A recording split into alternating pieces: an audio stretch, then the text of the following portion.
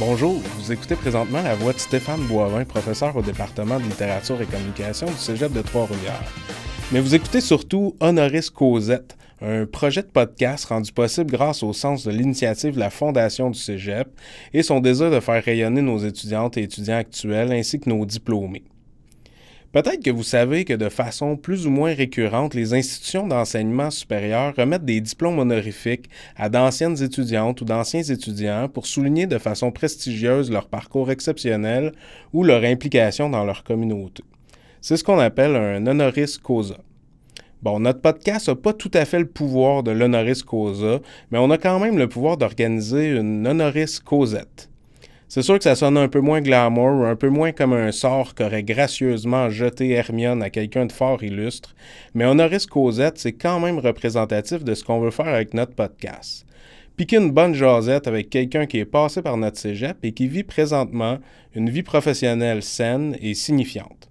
Puis pour que ce soit pleinement signifiant, justement, on va être accompagné d'une étudiante ou d'un étudiant actuel du cégep, qui a des points communs avec notre invité, que ce soit en évoluant dans le même programme d'études ou en ayant des intérêts qui recoupent les siens de façon parfois étonnamment étroite. Fait que c'est ça. Vous êtes prêts? On y va? C'est parti. Bonne écoute. Je vous souhaite la bienvenue au 3e épisode d'Honoris Causette. Aujourd'hui, c'est un épisode un peu spécial. Je vous avoue que je suis dans ma zone de confort. On va sauter dans le lac aujourd'hui, un programme qui s'appelle Arts, Lettres et Communication, option littérature, art et cinéma.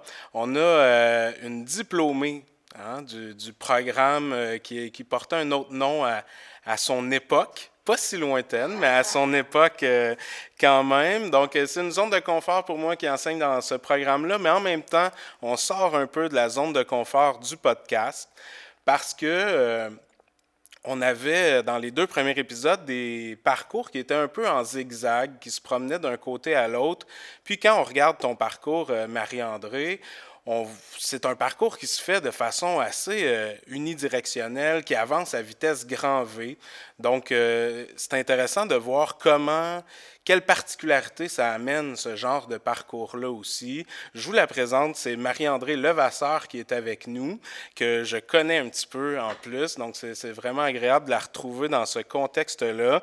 Marie-André, là, elle s'est inscrite au lac il y a plusieurs années. En fait, je l'ai à quelque part, cohorte 97-99, donc dans l'autre millénaire, il faut bien le dire. Puis, elle a un parcours impressionnant à l'université, puis aujourd'hui, elle occupe un poste, puis c'est plus qu'un poste, c'est même un rôle, je trouve, dans la culture trifluvienne, qui est d'être directrice des arts visuels à Culture Trois-Rivières. Donc, ça inclut un paquet de responsabilités, on va le dire comme ça, qu'on va pouvoir éclaircir tout au long de l'entrevue, de la discussion, puis ce que ça va permettre de voir, c'est qu'on n'a pas besoin d'être un intense passionné de l'art visuel pour avoir croisé ton travail si on se promène un peu dans les rues de Trois-Rivières. Puis, je l'ai mentionné, c'est une discussion, c'est vraiment important de le dire. Puis, on t'a jumelé avec une étudiante que j'apprécie beaucoup, que j'ai eue aussi dans ma classe, qui s'appelle Maxime. Salut, Maxime. Allô? Allô? Donc, Maxime, puis le jumelage, il est le fun parce que Maxime, peut-être qu'elle ne sait pas autant que toi à ce moment-là où est-ce qu'elle veut aller directement, non. Mais Maxime, c'est une élève douée puis qui refuse jamais les défis intellectuels qu'on lui propose en tant que prof. Donc, peut-être qu'elle ne sait pas exactement directement où est-ce qu'elle s'en va comme toi, tu le savais, là, comme toi, tu avais l'impression de le savoir, mais elle a tout le potentiel pour que quand on va le décider, bien, ça va avancer aussi à vitesse grand V. Fait que voilà, je vous présente une à l'autre, puis j'espère que ça va être agréable. Moi, j'ai bien confiance. Je vais lancer la balle au jeu, si ça ne vous dérange pas, puis parce qu'il y a quelque chose de marquant là, que tu nous as dit en pré-entrevue, Marie-André, c'est que à la première semaine de cours, au cégep, tu as eu un déclic, puis à partir de là, tu t'es dit « je sais où je m'en vais », puis c'est pas mal là que tu es allé, finalement. Donc, on va revenir juste un petit peu avant ta décision ou ce moment de déclic-là. Dans quel état d'esprit tu t'étais inscrite au LAC, là, qui est le programme de littérature, art et communication à l'époque où tu étais inscrite. Donc, dans quel état d'esprit tu t'étais inscrite? Est-ce que tu avais déjà un peu cette idée-là ou pas du tout, là? J'avais toujours eu, il y avait toujours un intérêt en arrière, là, un peu pour les musées, mais en sachant pas exactement non plus quoi, comment. C'était là, mais pas de façon très claire. Et à la fin de mon secondaire, quand il y a eu le temps de s'inscrire au cégep, donc, j'ai choisi art et lettres littérature parce qu'à ce moment-là, il n'y avait pas communication, il n'y avait pas cinéma. OK, OK. Donc, non, on est dans la art et lettres littérature. Je dirais pas la préhistoire parce que j'ai des collègues qui enseignaient à ce moment-là, mais OK, c'est correct, ça fait un petit bout. Euh, et dans ma tête, je faisais ce choix-là pour, oui, avoir après ça aller à l'université.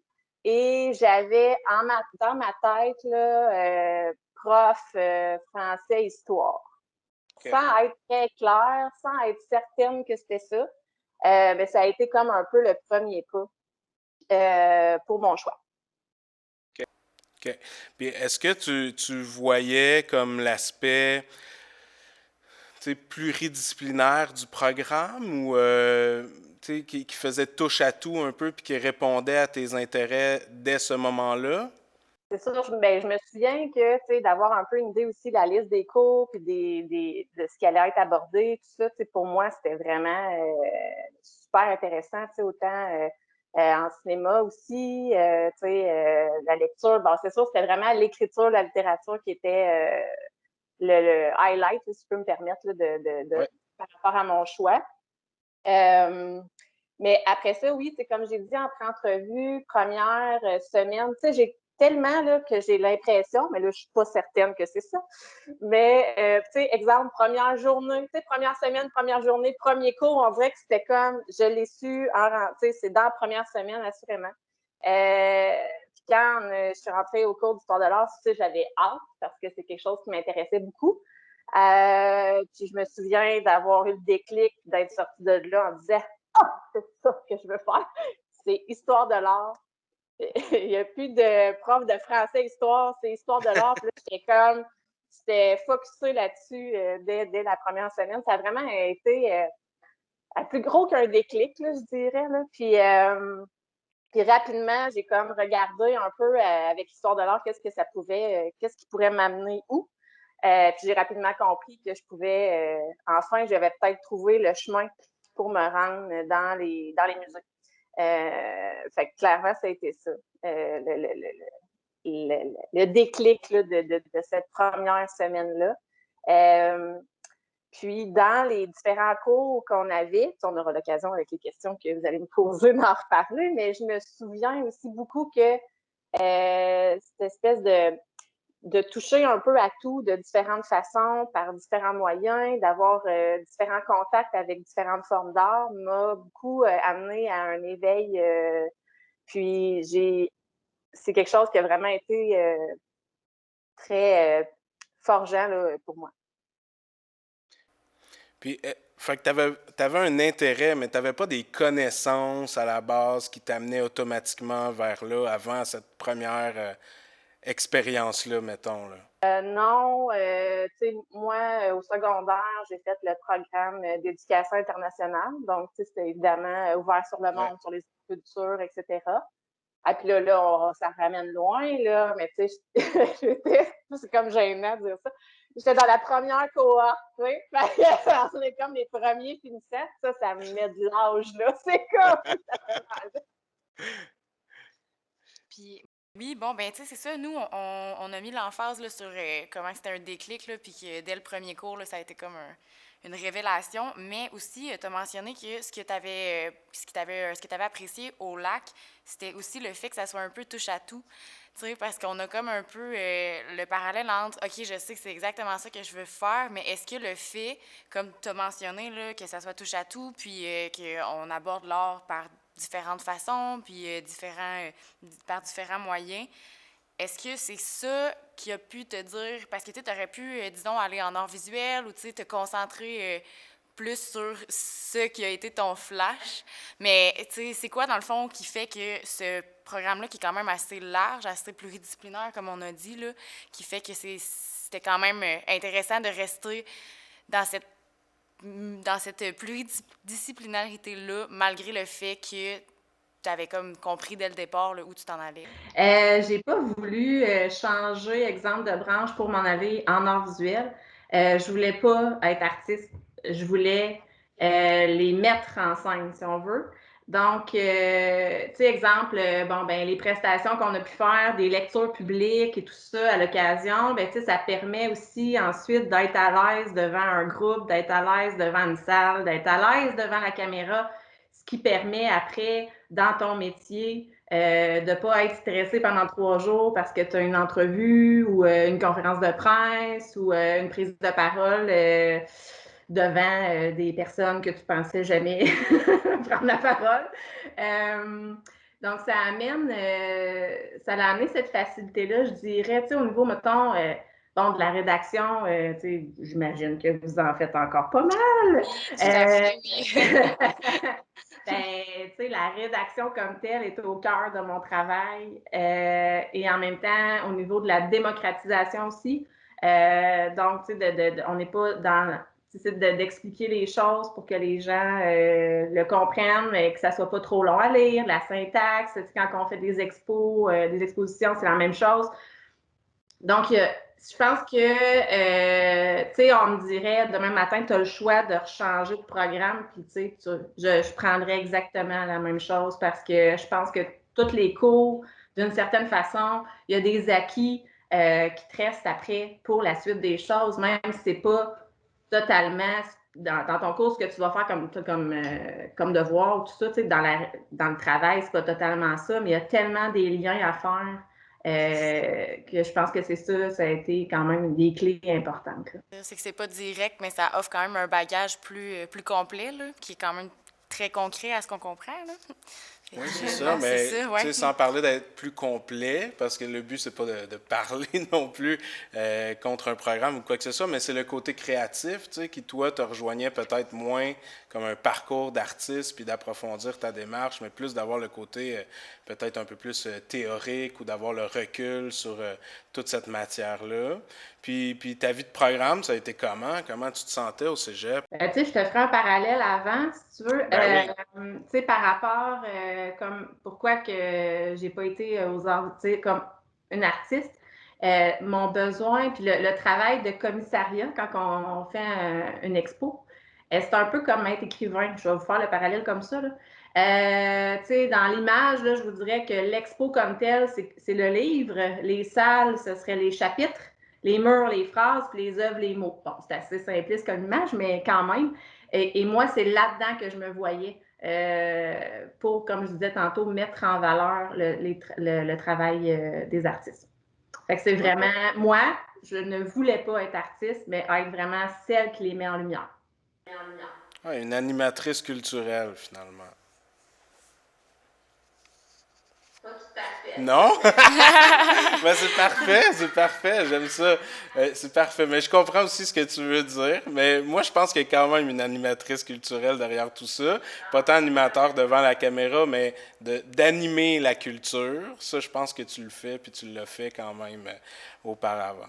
Je reviens quand même avec ma question sur comment tu te sentais, tu sais, au cégep, c'était quoi ton feeling? Qu'est-ce que tu retiens de cette époque-là, là?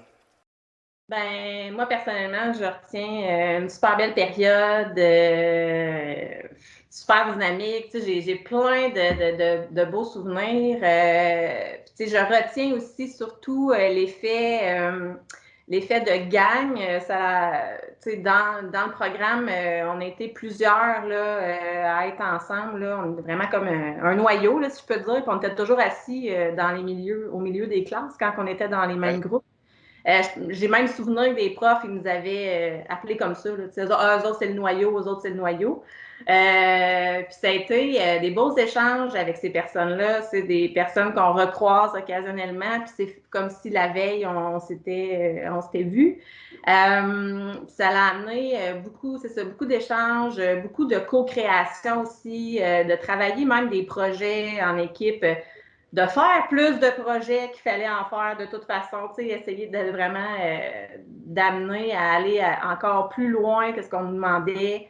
Ça a été vraiment, vraiment, pour moi, là, une super belle période. Oui, ouais, on le voit, on le sent, tu sais, quand tu réponds, il y a comme une sorte d'effervescence que tu retiens, une espèce de bouillonnement qui ressort aussi dans tes réponses à l'écrit. C'est intéressant. Qui y avait dans ta gang, là, tu sais, proche ou tu sais, dont tu retiens des bons souvenirs ou à travers tout ça? On était vraiment plusieurs. Puis, ce que je retiens aussi, c'est que tout le monde a des chemins vraiment, tu sais, différents. Tu sais, une profession aussi différente, mais à quelque part, quand on retourne à l'époque, tu sais, je suis capable de voir aussi, de déceler d'où ça a parti, là. Ouais, ouais, c'est cool ça.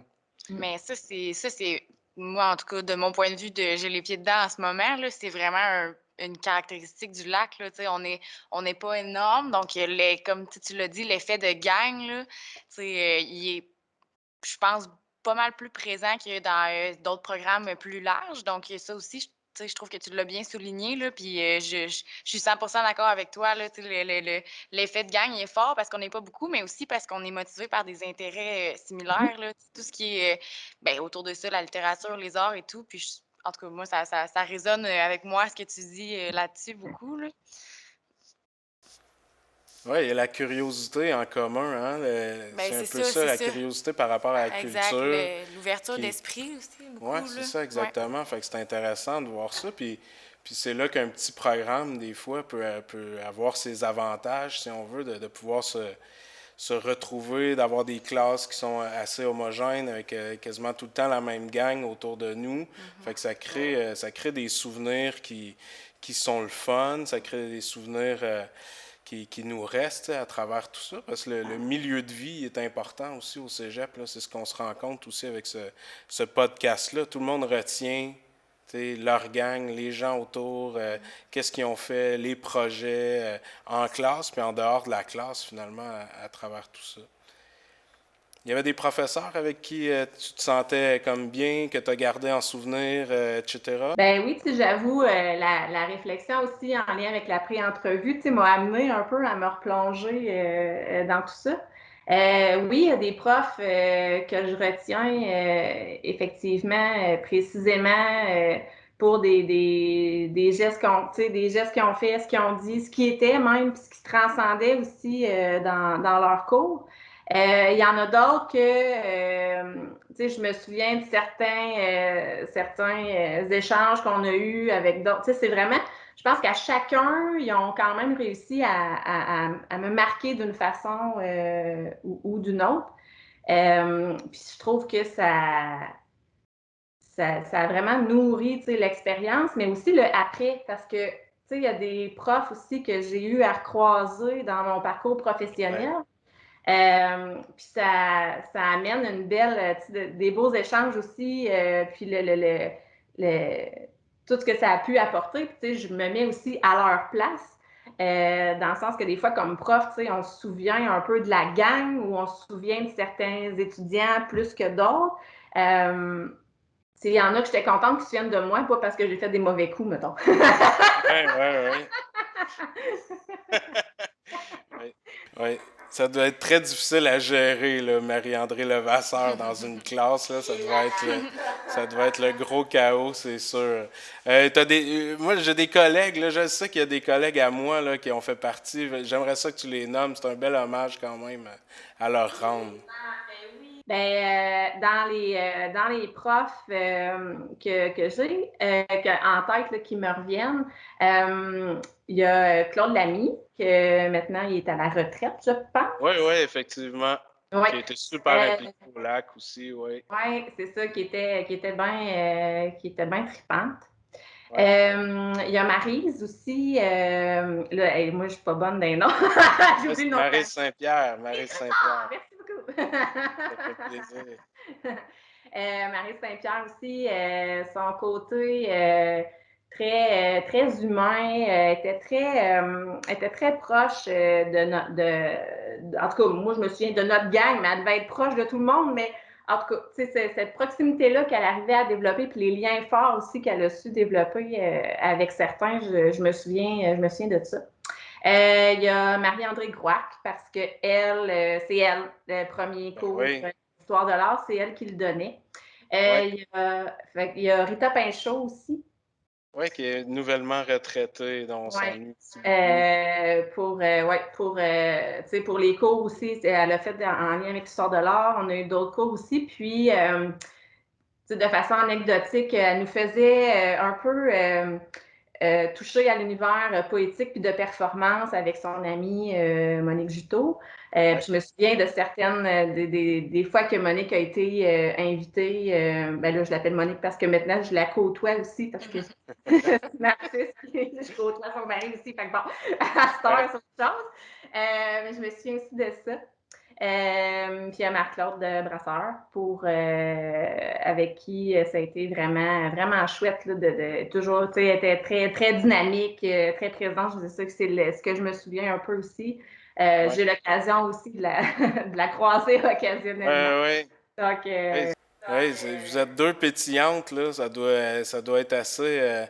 Ça doit être assez énergique quand vous vous croisez en même temps. D'ailleurs, je l'ai croisé tantôt dans le corridor, puis je lui ai dit « Hey, je m'en vais parler à Marie-André qui t'a nommé dans son... » Puis elle était contente.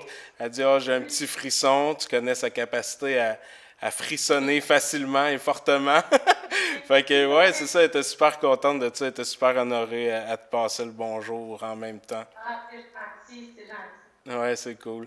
Puis il y a un autre côté qui fait partie du programme aussi, puis dont tu nous as parlé, c'est les activités, tu sais, qui t'ont permis aussi de toucher peut-être un peu plus concrètement à ce que tu voulais faire dans la vie. Est-ce qu'il y a justement des types d'activités, ce que nous on appelle des mercredis du lac, là, les élèves ont une période réservée à leur horaire, puis les profs, on organise des activités, des conférences, des visites de musées, justement, toutes sortes d'affaires, finalement, des projections de films. Puis il y avait ça aussi à ton époque, hein, il faut le dire. C'est ça. Est-ce qu'il y en a qui t'ont marqué ou dont tu te rappelles, puis que l'impact que ça a eu justement dans ton parcours? Il y en a un, je me souviens, puis là, je ne sais pas, je me souviens pas par contre si c'était dans le cadre du mercredi ou c'était journée, ça c'est vague, là, vraiment, je ne sais pas. Mais on était allé au Musée des Beaux-Arts du Canada voir l'exposition de Picasso. Fait que, pour moi, c'était un super beau souvenir là, parce qu'à ce moment-là, c'était la première fois que je voyais des œuvres de Picasso en aussi grand nombre, parce que j'en avais vu dans d'autres musées, mais en aussi grand nombre. Fait que c'était d'avoir une expo consacrée à ces œuvres, finalement, puis organisée de façon à les mettre en valeur, j'imagine. Là. Puis c'était trippant comme y aller en gang, puis voir ça en gang, puis être plus dans un univers, tu sais, dans notre gang d'amis, il y en a qui étaient plus du côté de l'écriture, d'autres plus du côté de la musique. Là, on était comme plus dans mon univers, si on veut, là, au niveau là. Fait que c'était chouette. C'était un beau souvenir. C'est cool, ça doit. Mais tu disais qu'il y en avait qui étaient en musique. As-tu quelqu'un en tête, par exemple, dont tu voudrais nous parler? Dans ma gang d'amis, il y avait le chanteur Dumas. Donc, on était aux premières loges de ses premiers succès. On a eu droit à différentes versions. C'est dans la période où il a fait le festival de chansons de Grande Bay. Donc, on était dans les débuts. C'est toujours bien le fun de voir le succès qu'il y a et tout ce qu'il y a comme de nouveaux défis professionnels. De participer par l'effervescence, sûrement l'avoir motivé aussi à écrire ses premières tunes. Il y a beaucoup de référents dans ses premières chansons, fait qu'on sent qu'il est vraiment comme allumé avec la culture qu'il est en train d'apprendre. Là. On dirait que ça marque son premier album. Fait que c'est intéressant sûrement de voir ça, là, du point de vue de l'intérieur, finalement. Oui, parce qu'il y a des références dans son premier album, comme tu disais, puis même dans certaines de ses chansons, qui font vraiment spécifiquement référence à des choses qu'on a tous vécues avec lui en même temps, en ayant les mêmes références. Fait que c'est vraiment, ça ramène un peu au avant, puis à tout ce que ça peut avoir comme impact après. Tu sais, si sur le coup, quand on est dedans, on s'en rend moins compte, ou tu sais, on en mange, on en gobe, on a. Puis à un moment donné, c'est par après, quand on regarde ça un peu plus tard, qu'on se rend compte à quel point tout ce qu'on a pu avoir comme avec tout ce qu'on a touché comme au niveau des différents types d'art, etc., ça revient puis ça reste quand même. C'est une belle. Ça amène une belle réflexion, puis ça nous amène aussi à comment le programme il peut nous avoir nourris, en fait. Puis après, là, tu sais, là, le premier choc, là, tu sais où est-ce que tu t'en vas, tu sais, mais après, où est-ce que tu t'en vas, justement? Parce qu'à Trois-Rivières, à ce moment-là, je pense qu'il n'y avait pas tant d'ouverture de programmes axés sur la muséologie ou l'histoire de l'art directement, hein, je me trompe pas.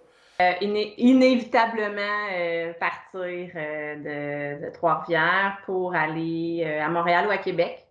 Ouais. Moi, j'ai choisi l'Université du Québec à Montréal pour avoir le bac en histoire de l'art parce que le bac en histoire de l'art était plus axé vers l'art québécois. OK. C'était ma volonté c'était un peu ça qui a orienté mon choix pour le bac. Ouais. Fait que là, toi, tu sais, c'était Montréal. Est-ce que tu t'imaginais à ce moment-là, tu sais, déménager à Montréal? Est-ce que, Oui, est-ce que tu voyais ça comme une étape ou partir pour ne jamais revenir, tout à fait. Ah ouais, c'était l'exode Oui, des moi je cerveaux, partais, là. C'est j'allais l'exode pas des jeunes revenir. cerveaux. Ah ouais, j'allais pas revenir, là. Voyons donc, revenir en région. OK. Ouais, c'est ça. OK. C'est bon, ça. Tu sais, C'est en pré-entrevue, il y avait une question là, tu sais, qui disait si tu te voyais, tu sais, qu'est-ce que tu dirais à la Ouais. personne, à l'étudiant? Puis voilà, c'est ça, je me suis dit, hey, tu me croiras pas, mais tu vas revenir à Trois-Rivières. Je Ouais. l'aurais pas cru. Je m'aurais pas cru. Puis, est-ce que c'était quoi ta vision, tu sais, à l'époque? C'est parce qu'il y avait pas beaucoup d'emplois, mettons, en culture à Trois-Rivières ou parce que tu visais, tu sais, Musée national des beaux-arts, puis etc.? En termes de possibilités d'emploi, de me dire, ouais, tu sais, à Trois-Rivières, tu sais, je voyais les lieux qu'il y avait, tu sais, les gens étaient bien établis, je me disais, hey, avant qu'il y ait comme de l'opportunité, tu sais, ça va être vraiment long. Donc, moi, je me disais, ben, à Montréal, il y a plus, mais tu sais, en même temps, il faut penser, il y a plus, puis il y a plus de monde aussi. Puis Ouais, quand on c'est est ça. arrivé au bac, dans les premières semaines, c'est ça, c'est toutes les premières semaines, il y a un de nos prof qui a dit, on avait une rencontre là, comme je pense, d'introduction ou d'initiation, je sais pas, c'est pas une initiation, mais puis là, il nous parlait, puis il disait, quels sont ceux qui viennent des régions? Fait que là, il faisait lever la main. Quels sont ceux qui viennent de Montréal? Il faisait lever la main. Fait que en majorité, on était de la région. Là, on OK. provenait de différentes régions du Québec. Puis il nous a dit, le meilleur conseil que je vais vous donner, c'est qu'après, vous retournez chez vous. OK, c'est bon. Fait qu'il l'avait déjà ciblé tout de suite. Tes plans, ils se font toujours par la force des choses rapidement, hein? C'est ça, c'est bon quand même.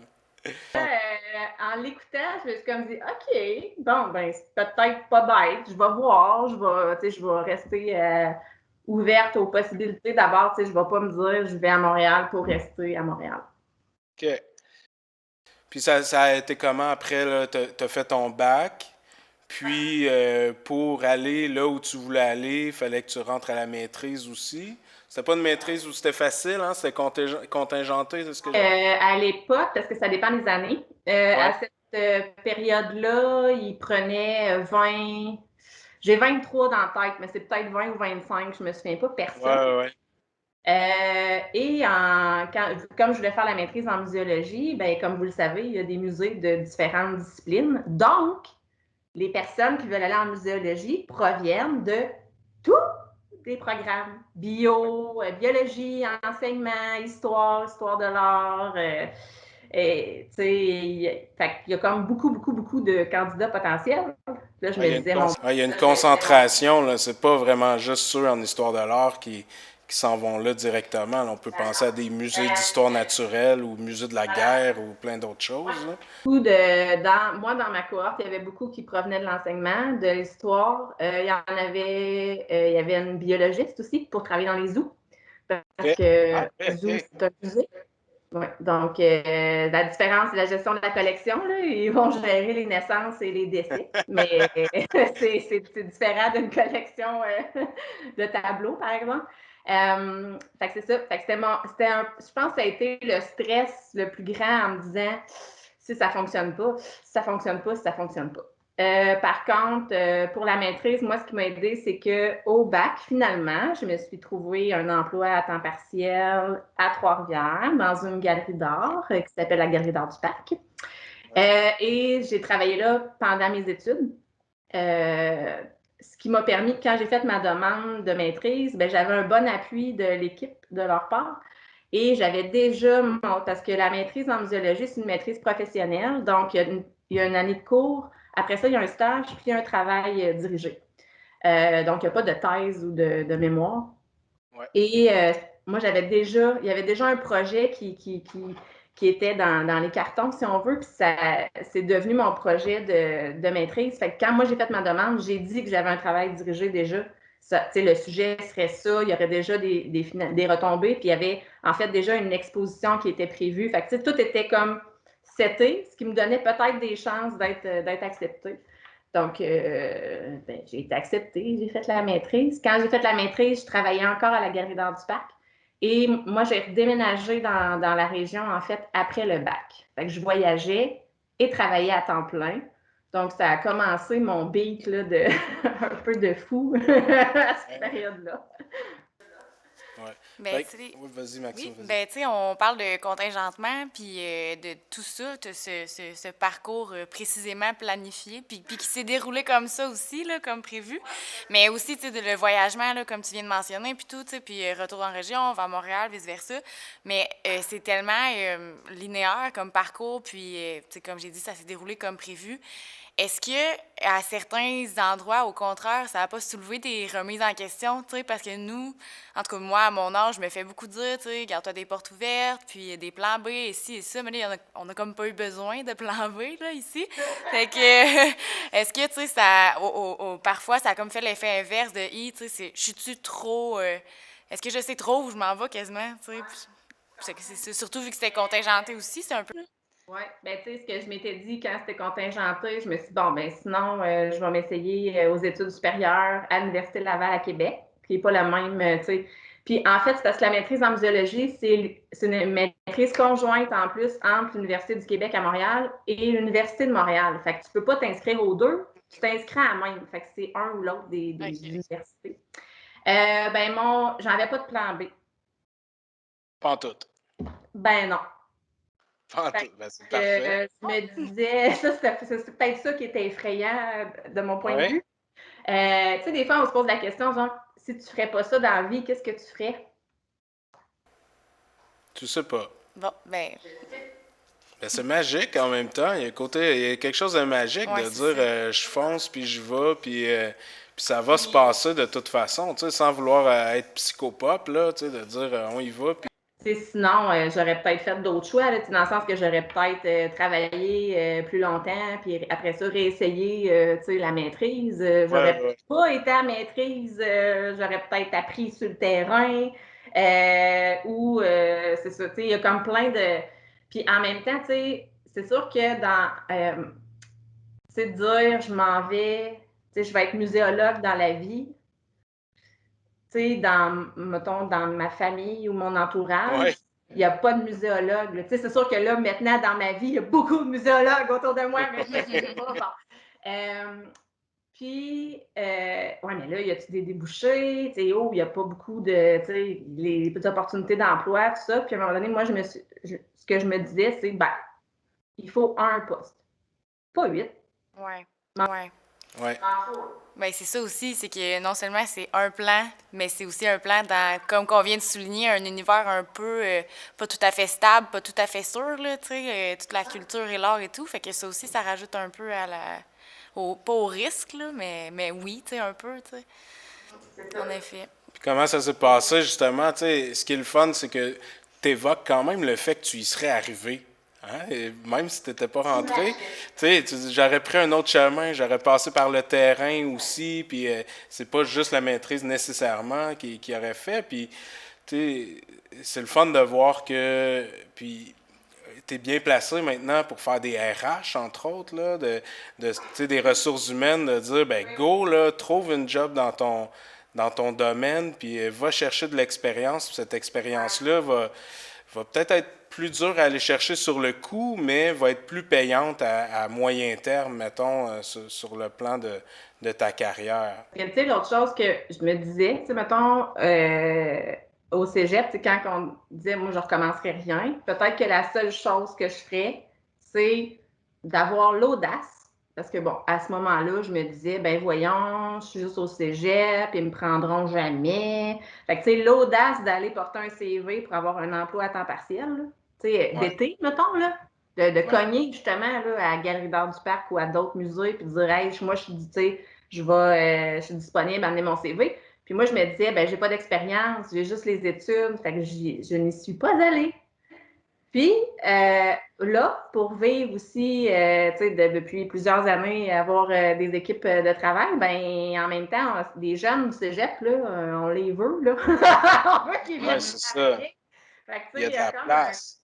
tu sais, le conseil que je donnerais, c'est ça, tu sais, s'il y a une discipline ou un milieu qui t'intéresse, sans que ce soit de dire, hey, je fais ça toute ma vie, mais de trouver un emploi qui peut te faire découvrir un peu plus cet univers-là, peut t'amener à te dire, ah oui, OK, c'est là que je vais aller, ou ah, ben finalement, c'est pas ce que je pensais, ou oui, ou non, bon, peu importe, mais en même temps, je pense que au niveau du, quand on est au cégep, la possibilité d'aller justement, tu sais, avec différents emplois, tâter un peu le terrain, puis voir si c'est vraiment quelque chose qui nous branche.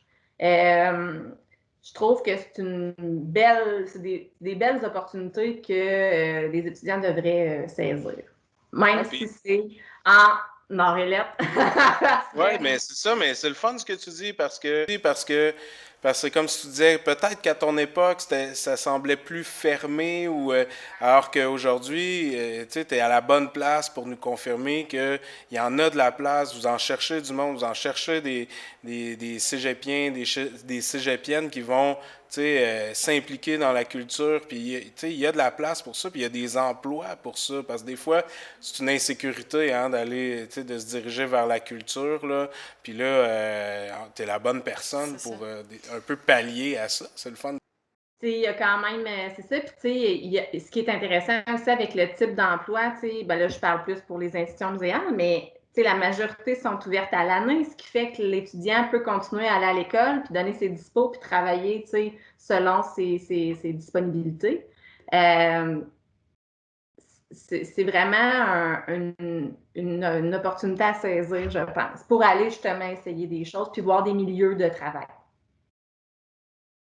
Puis, mais avant là, d'être responsable de toutes ces équipes-là, qu'est-ce qui s'est passé entre la galerie d'art du parc, tu sais, justement, puis cette progression-là vers le poste que tu as créé?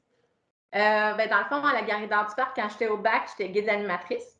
Ouais. Ensuite, je suis devenue responsable de l'animation euh, quand j'étais à la maîtrise. Puis, à la maîtrise, j'avais comme un projet d'exposition rétrospective. Fait que je devais vraiment tout faire le processus, l'inventaire, le choix des œuvres, la mise en espace, le transport des œuvres, accrochage, etc. Et 2 mois avant que je termine ma maîtrise, il y a un poste qui s'est libéré, ben, en fait, qui a été affiché comme responsable des expositions au centre d'exposition Raymond Lanier. Et ben, moi, j'avais fait, dans le fond, c'était en quelque part février-mars. Puis le septembre précédent, mon expo avait eu lieu comme commissaire. Fait que c'était ma première expo. Puis j'en suis encore très fière. Là. Je pense que Ouais. ça a été une belle première fois. Puis, ben, j'ai postulé, puis je l'ai eu.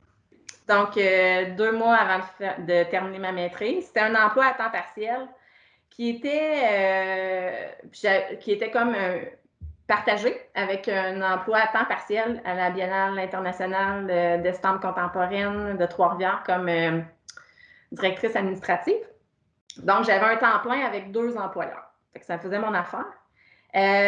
Quelques mois après, j'ai eu l'opportunité d'être chargée de cours au cégep. Donc, j'ai donné 2 cours pendant une session. C'est vrai? Puis c'était en quelle matière? On aurait pu être collègues. C'était histoire du meuble et... Hein? C'est en quoi, ça? C'est quoi ça? En design d'intérieur. Ah, OK, Ouais, bon. Histoire du meuble. Oui, c'est correct. Puis l'autre, c'était... Je pense que c'était préhistoire à 1850. Fait que ça, c'était des étudiants en art visuel. Wow, OK, dans 2 programmes différents. C'est spécial quand même. Il me semble. Me semble. On n'a pas fouillé les talons de paix du cégep là, pour voir. Puis, dans le fond, à cette période-là, dans le fond, l'automne 2004, j'avais les 2 cours, l'emploi à la Biennale et comme responsable des expositions, centre d'exposition Raymond Lanier. C'était un petit peu beaucoup. Oui. Et finalement, un petit peu moins d'1 an après mon embauche au centre d'exposition Raymond Lanier, ils m'ont offert un poste à temps plein. J'ai donc laissé tomber la charge de cours et la Biennale d'estampes. Et je suis devenue à temps plein responsable des expositions.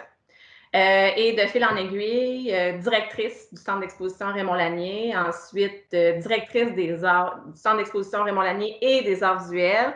Et maintenant, mon titre, c'est directrice des arts visuels à Culture Trois-Rivières. Donc, je gère maintenant encore le centre d'exposition Raymond Lanier, l'espace Pauline-Julien. Je suis responsable de l'art public et conservatrice de la collection des œuvres d'art de la ville de Trois-Rivières. C'est tout un poste quand même, hein? Il faut le dire, ça ratisse large. Est-ce que, dans ce milieu-là, tu es considéré comme jeune pour occuper un emploi de cette trempe-là? Si tu vois là, dans les autres régions, etc., un peu, là. J'étais considérée jeune il y a... À l'époque? Ouais. Non, maintenant, je suis pas considérée comme la relève, mettons, là. Puis maintenant, mais tu l'as déjà été, par exemple. Tu as même déjà gagné, bon, tu vas être modeste, là, je sais que tu le diras pas par toi-même, mais tu as même déjà gagné un prix de la relève nationale par, je cherche le nom, là. Oui, c'est ça, exactement. Fait que c'était quand même impressionnant de le faire aussi à travers un travail en région, tout ça. Fait que, ben, de un, bravo. Puis de 2, quel swing ça t'a donné là, de remporter ce... Dans le fond, ce prix-là, je l'ai eu en 2009, si ma mémoire est bonne. Dans le fond, ce prix-là est donné à un muséologue en début de carrière avec entre 5 et 7 ans de pratique. Donc, je me disais, oh, si je peux avoir ça, j'aimerais ça. Donc, c'est ça, c'est un dépôt de candidature, puis c'est un jury de pairs là, qui choisit. Donc, il y a un prix de la relève à chaque année. À ce moment-là, oui, j'étais une jeune, considérée jeune. Je me souviens même certaines anecdotes là, au centre d'exposition dans mes débuts là, qui demandaient à parler au patron. Ben, c'est moi. Ouais, là, il pensait que je niaisais, mais bon. Donc, c'est ça. Mais maintenant, pour vrai, actuellement, je ne suis vraiment pas dans les plus jeunes. Il y a beaucoup de jeunes là, dans, mettons, je vais dire, fin vingtaine, qui sont dans le domaine là, de la muséologie au Québec. Ça bouge, c'est le fun. Ça bouge. Ouais. Je dirais, c'est actif, puis il y a de la place, il y a de l'ouvrage. Il y a beaucoup de départs à la retraite aussi qui s'en viennent. Il y a beaucoup de... En ce moment, dans les régions, il y a quand même une pénurie. Fait que dans un sens, pour avoir... pour connaître des collègues qui partent à la retraite puis se disent « Ouais, je sais pas c'est qui va prendre la relève. On affiche le poste. » Fait que c'est vraiment peut-être même en région un peu plus éloignée. Mais c'est ça. Comme je disais tantôt, il suffit d'un emploi. ben il y en a plein qui sont disponibles. T'sais. Fait que ça amène j'ai l'impression qu'aujourd'hui, il y a même plus de possibilités qu'à l'époque. Qu'à l'époque. C'est bon. Puis aujourd'hui, donc, ton rôle là, principal, tu le définirais comment là, à travers toutes les tâches que tu as nommées tantôt? C'est un gros. Oui, c'est ça. Ben, le principal, c'est quasiment les sous-titres là, que je vous ai donnés. C'est sûr que ben, je gère une équipe sur qui je peux compter pour des projets autant dans nos lieux que sur le territoire. Je pense que, puis un peu comme je disais aussi tantôt, le rôle de mettre en valeur le travail des artistes. Fait que, c'est oui de le faire en salle, avec les expos, mais la possibilité de le faire par des projets temporaires, éphémères, même permanents sur le territoire. Fait que c'est un peu ce que tu disais au début de l'entrevue, des fois on va passer à côté d'une œuvre, puis, mais moi dans le fond, je suis dans l'arrière-scène qui a permis la réalisation ou l'installation de cette œuvre-là, qui a fait Est-ce que en tu as sorte que des cette œuvre-là... exemples? Des exemples à Trois-Rivières qu'on peut avoir en tête, là, qu'on aurait pu croiser ou au Parc Champlain, la Parc Champlain, il y fresque? a peut-être 2 ans, on a eu, avec Humanorium, c'est une fête foraine. Ça, c'est une initiative qui venait de Québec. Ça s'est passé au Parc Champlain là, le temps d'une dizaine de jours. Dans les œuvres plus permanentes, ben, en fait, je vous dirais toutes les œuvres d'art qu'il y a sur le territoire de la ville, qui appartiennent à la ville, là, fait que c'est la majorité. Mettons exemple, celle que vous avez au cégep, ben là, non, parce que ça appartient au cégep. Que ce soit des monuments plus historiques, ben, les monuments historiques, moi, je vais être comme en arrière-scène pour juste m'assurer qu'ils sont en bon état, un peu. OK. M'assurer qu'ils ne sont pas en train je sais pas, d'être vraiment en mauvais état puis qu'on ne pourra plus les conserver. Quand il y a des nouveaux bâtiments ou des rénovations de bâtiments qui appartiennent à la ville, on a le processus du 1% avec le ministère de la Culture, qui est une politique. Avec la politique du 1%, moi, je fais toujours le lien entre le propriétaire, donc la ville, et l'artiste. Pour assurer que l'œuvre là, va être à la bonne place au bon moment. Fait que un exemple concret qui s'en vient, ben, le 1% du Colisée, du nouveau Colisée. Oui, effectivement. Oui, ça en est un. Récemment, l'été passé, la murale au centre-ville. Ensuite, si on pense, mettons, devant l'espace Pauline-Julien, il y a une œuvre d'Élisabeth Mathieu. Cette œuvre-là, l'été, c'est une œuvre commémorative pour Trois-Rivières, capitale culturelle du Canada. Donc, c'est un concours qu'on a fait là, en lien avec ça. Je pense à l'amphithéâtre, le 1% de l'amphithéâtre. Je pense ultimement le 1% de Trois-Rivières-Saint-Laurent. Il y a comme plein... en projet d'art public, mettons, qu'on soit, si on dit permanent, là, dans les dernières années, il y en a plus de... On est proche d'une trentaine. Oui, quand même. Puis tu jumelles ça à des expos qu'on pourrait dire plus pointu peut-être, là, en salle, en centre d'expo, avec une volonté peut-être plus près, je sais pas comment le dire, je veux pas me mettre les pieds dans les plats, mais en même temps, où il y a un travail de représenter un artiste ou une exposition ou quelque chose comme ça, qui demande une approche différente, je pense, probablement qu'en art public. Est-ce qu'il y a aussi des bons coups que vous avez eus là, dans les dernières années, entre autres à Raymond? Oui. Dans le fond, pour les expos en salle, ben, moi, j'assure un peu la direction artistique des deux lieux que je gère. Mais il y a une équipe avec moi, évidemment. Ouais. Donc, chaque lieu a sa mission et son mandat. Donc, les expositions doivent être en lien avec la mission et les mandats des deux institutions. Fait que si on pense au centre d'exposition Raymond Lanier, un des plus gros coups, je vais le dire comme ça, c'est de recevoir l'exposition, que Marc Séguin vienne exposer chez moi. Oui, chez toi directement, idéalement. J'aimerais ça, mais en tout cas. Ça a commencé il y a quelques années, un peu on a eu une exposition avec le Musée d'art contemporain de Montréal, une exposition itinérante. Qui était l'abstraction des années 60 jusqu'à aujourd'hui. Oui, ça a été un gros coup, ça, quand même. Là. Ça a été vraiment un gros coup parce que il y avait des grands noms là-dedans, dont Bordua. Je vais vous faire une anecdote, là, mais tu sais, un peu, des fois, on se dit, mon Dieu, tout est dans tout, mais c'est vraiment bizarre. Il y a une des œuvres dans l'expo, tu sais, quand on est venu le temps de l'accrocher, moi, je dis, c'est moi qui l'accroche. Comme, fallait que j'y touche avec des gants, bien évidemment. Ouais, c'est ça. Dans le respect. Mais cette œuvre-là, je me souvenais clairement qu'au bac en histoire de l'art, j'avais eu un examen sur cette œuvre-là, mais là, je la tenais dans mes mains. Tu sais, je l'avais vue au Musée d'art contemporain de Montréal, tu sais, de la voir en vrai, OK, mais là, elle était chez nous, là! Oui, elle t'appartenait, là. Ouais. C'est vraiment des émotions aussi d'avoir un contact avec des œuvres qu'on pensait jamais. Tu sais, c'est comme, ça a été un premier grand coup pour le centre d'expo pour avoir après ça, là, on a eu après ça Marcel Barbeau avec le musée d'art de Joliette. Il faut comprendre qu'un centre d'exposition puis un musée d'art, tu sais, des fois, on n'a pas tout à fait les mêmes objectifs, mais le centre d'expo doit être dans les conditions comme si on était dans un musée d'art au niveau de la conservation, au niveau des normes et tout ça. Fait que ça nous a permis d'amener le centre d'exposition aux mêmes normes qu'un musée d'art. Ce qui nous amène plein de possibilités. Donc là, on a d'autres.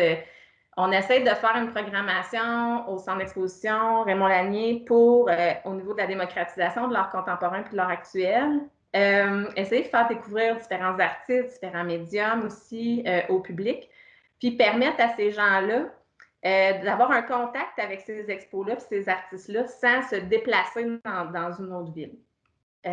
Et pour l'espace Pauline Julien, dans le fond, moi, je gère ce lieu-là depuis 2018. À l'intérieur de Culture Trois-Rivières, on a changé sa vocation. Ce qui fait qu'on l'a tourné, quand on m'a dit que j'avais la gestion, je ne voulais pas dédoubler le mandat et la mission de Raymond Lanier. Donc, pour l'espace Pauline Julien, on l'a vraiment axé vers les arts médiatiques et les arts numériques. Donc, on développe ce volet-là de plus en plus. Puis dans l'optique encore, de donner accès démocratisé, mais à des expériences aussi, puis un peu initier tout le travail qu'il peut avoir en arrière de tout ça au niveau du numérique pour les artistes.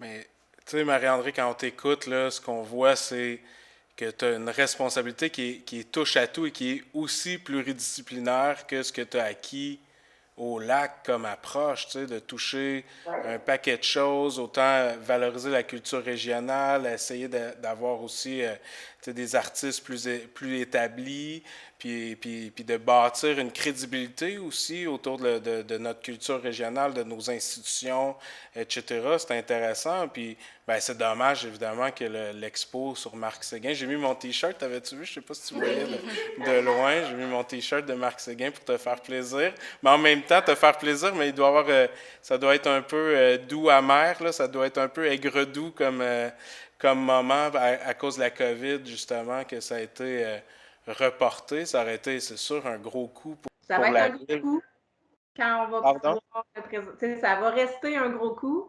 Oui. C'est sûr que dans la dernière année, on a eu beaucoup je dirais pas des deuils, parce que tout ce qu'on avait comme projet, on a réussi à le reporter. Fait que je dirais plus qu'on a géré les déceptions, de ne pas pouvoir le faire tout de suite, de penser que tu arrives à la ligne, mais que non, elle est reportée. C'est arrivé avec plusieurs artistes.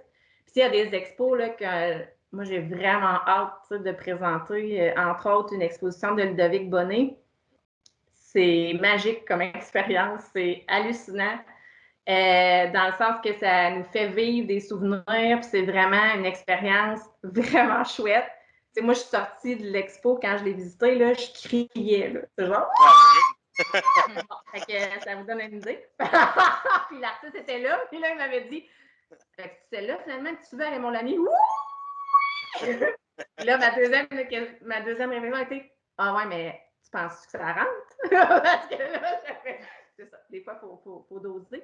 Je pense que aussi avec la période du cégep, avec la multitude de projets, des fois d'inspiration qu'on peut avoir, d'idées qu'on veut concrétiser, les cours, le travail, le ci, le ça, ça amène à apprendre à jouer, hein, avec plein d'affaires, plein de projets, plein de deadlines à planifier. Fait que, tu sais, moi, je pense que ça l'a forgé un peu ma base aussi. Tu sais, je me souviens d'avoir dit, à un moment donné, dans la période du cégep, de dire, ben moi, j'en ai pas trop des projets. C'est quand j'en ai beaucoup que tout est capable de se mettre en place, puis que je suis capable de. Que je, s'il y en a juste un à faire, ben, c'est tout ensemble qui amène un peu je vais dire le gaz pour. Ah, ça, c'est sûr que tu en as du gaz, là. Ça c'est certain, pour te voir aller dans les dernières années. J'ai effectivement hâte de voir l'expo sur Marc Séguin, surtout que Maxime, Oui. à mes côtés, est une spécialiste de Marc Séguin déjà, travaillé là-dessus puis tout, fait que j'ai hâte de voir ça. On va te l'envoyer, là. On va te prêter Oui. son savoir. C'est sûr. Ben voilà, Maxime, je ne sais pas si tu as une dernière question pour Marie-André ou quoi que ce soit. Ben, pas tant une question, mais plus tu sais, un commentaire. Même moi, en écoutant, là, je trouve ça vraiment inspirant parce que, ben, étant une étudiante dans le domaine de l'art, là, je trouve ça vraiment inspirant d'avoir un exemple concret que ça peut marcher, ça peut arriver. Puis, vraiment, là, je trouve que c'est un super bel exemple qu'on a aujourd'hui. Fait que c'est plutôt ça mon commentaire. Puis, surtout que ça vient directement là, du cégep où je suis en ce moment, exactement les mêmes endroits. Là. Fait que moi, en tout cas, moi, ça me donne un peu confiance en l'avenir parce que moi, j'en ai pas un parcours aussi bien planifié pour l'instant, mais c'est ça, c'est inspirant. Voilà. Ah, mais merci, c'est gentil. Merci beaucoup, Marie-André, Oui, merci. d'avoir pris le temps de jaser avec nous pour ce podcast-là. C'était vraiment inspirant, puis de voir justement ton parcours qui avance toujours avec une énergie intense.